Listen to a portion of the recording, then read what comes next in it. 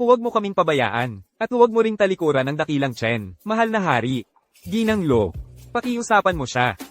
Hindi mo pwedeng hayaan lang na tumalikod si Gurulo at pumunta sa kalaban.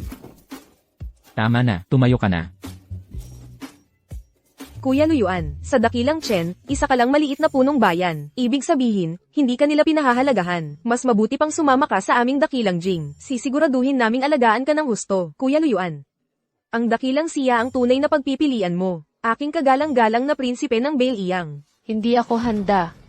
Ipapakita ko ba ang tunay kong pagkatao ngayon? Hindi pwede. Isang rebelde siya. Kung malalaman niya kung sino ako, siguradong gagamitin niya ako para kontrolin ang iba.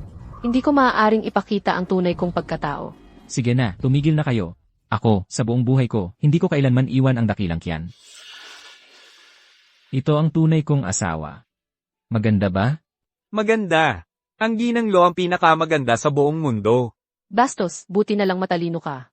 Kung hindi, papatayin kita mamayang gabi. Anong kulang ko sa babaeng ito? Sige na, mamaya, pumunta muna kayo sa hotel para mag-check-in. Magkita na lang tayo sa hapunan mamaya. Sasabay na ako sa'yo pa uwi. Kuya Luyuan, pagod ka na siguro. Mamasahe ako ng balikat mo. Napakaaki talaga ng bastos na si Luyuan. 2 heaven sent talents. Bahala na, may gagawin pa ako. Aalis na muna ako. Tara na, uwi na tayo. Ikaw ang may kasalanan.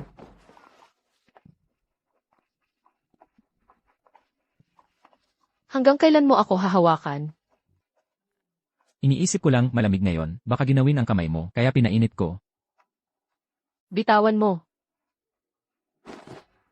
Tatay, nahihiya lang si nanay. Sa susunod, hawakan mo siya kapag walang masyadong tao. Walang hiya ka. Ano nang pinagsasasabi mo? Kanina, nang hawakan ka ni tatay, ilang beses kang ngumiti, nanay. Talaga? Pero sabihin mo, kahit nagagalit ka ngayon, ang ganda-ganda mo pa rin. Kung ganyan ka uli ka bastos, aalis ako agad. Eh di umalis ka. Sige, umalis ka.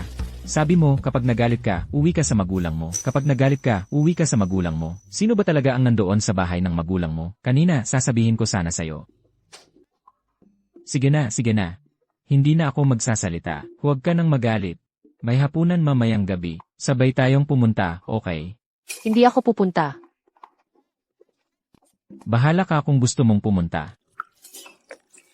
Sabihin mo, ano ba talaga ang nangyari?